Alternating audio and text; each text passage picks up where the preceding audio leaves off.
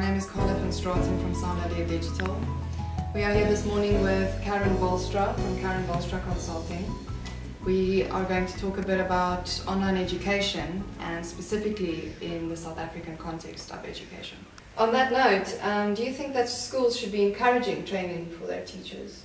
I think definitely, and I think on multiple levels. So yes, for technology. I think that lots of teachers fear technology because they themselves are not playing with technology.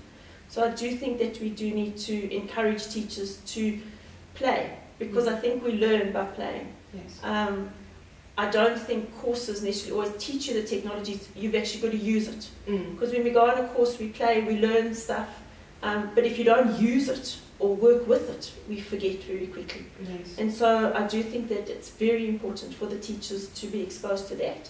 But I think on other levels, the training should include things like how education is evolving and changing besides the technology. So looking at the development of neuroscience within education and how that's impacting on teaching strategies. Yes. And looking at changes in curriculum and how do we cope with the changes in curriculum.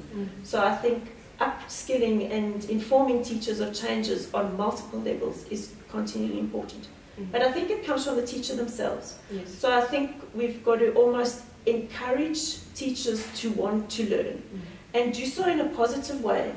So not a fear way in terms of imposing ideas on the teachers, but saying to them, if you learnt about these things, it would actually help you with the management of your children in a class. It could make your marking easier. So for example, if you're using online information where it marks the quizzes because you've presented them in such a way, it lightens your load.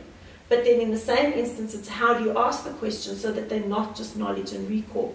So teaching the teachers, how do you cope with different taxonomies in terms of curriculum, for example, blooms, so that you have the levels of questioning at different levels, even though it might be an online quiz.